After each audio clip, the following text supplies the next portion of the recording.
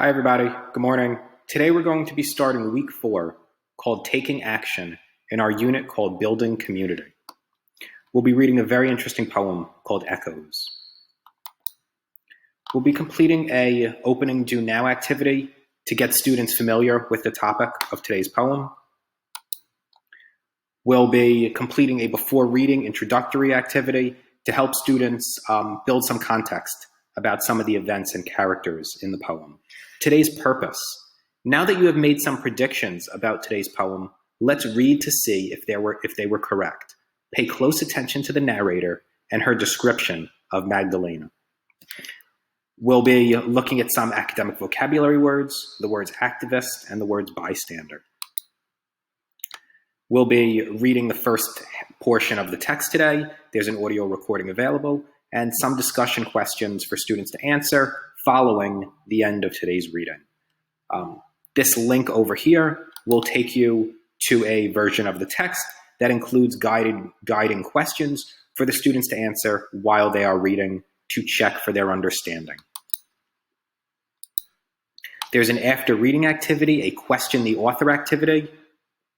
During this activity, students are going to perform a role play where students ask questions to other students who will then play the role of the narrator.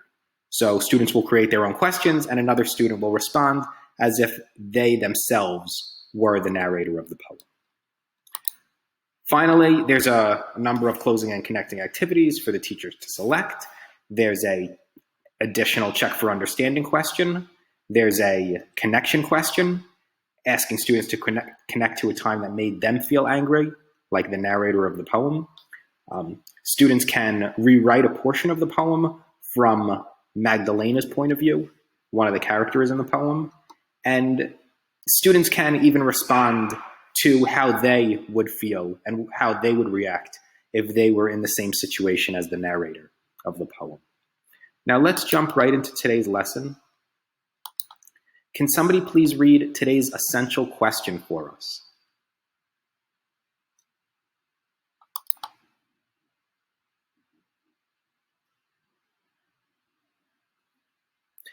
Good. How do we stand up for ourselves and for others? Can somebody please read today's 2 lesson objectives?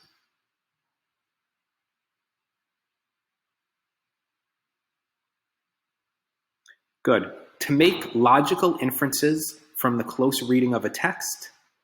Good. We're going to draw conclusions about some of the events we read about in the poem. And we're also going to explore how words or phrases are used in a text to shape the meaning or tone. Let's look at our opening do now. Let's look at this image. What do you see? What do you think? What do you wonder? Let's look at these sentence starters. In the image, I see, I think that, one thing I wonder is. Now, teachers could pause the video here and give students a chance to respond to this image. Students may say, in the image, I see people holding signs. I think that they are protesting something. One thing I wonder is, what are they protesting against? Now, particularly for many of our ENL students, they may have different levels of understanding of the Black Lives Matter movement and its role in society and its involvement with many of our institutions in this country. So it may be helpful to bring in some additional background information regarding this topic of Black Lives Matter, as this topic will play a larger role in the second text that we will read this week. Now, to introduce students to the poem, to help build some of their background understanding and to provide some context for the poem, students are going to look at a few lines in the poem. These come from actually the second stanza of the poem. And after reading these lines, students can respond to some questions to try to get a better picture in their mind of the situation and the scene of the poem. Again, today's purpose. Now that you have made some predictions about today's poem, let's read to see if they were correct. Pay close attention to the narrator and her description of Magdalena. Now, there's two new academic vocabulary words for this week: activist and bystander. Now, these words are very important and will come up again and again throughout this week's lesson, especially as we talk about what it means to stand up for others. One way to address this week's academic vocabulary words is to use what's called a word knowledge building matrix chart, where students would put in the word or concept in the top box and then use the lower portion to record their notes and information about each word throughout the week. And they could add to it as they gain more and more information. Now, in addition, it is important, especially for our ENL students, to look at roots of words when students are learning new academic vocabulary. So as you can see, these are two excellent choices for academic vocabulary words because they have such important root words, such as the word activist has the root word of act, action, active.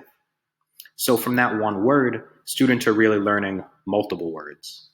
They may say someone who is active. They may say someone who protests. Even the word protest could further be discussed. Or someone who does actions. Now the word bystander. Students may recognize the word stand by, and they may say someone who stands by. That may also lead them to say someone who doesn't act, as they notice the contrast between the two terms, or someone who watches without acting. Now, the next slide contains links to an audio recording of the text, as well as a link to the text itself, today's portion of the text. Now, by clicking this link, it will open and provide a PDF, which is very easy to read and includes guiding questions for the students to use as they are reading, while they are reading.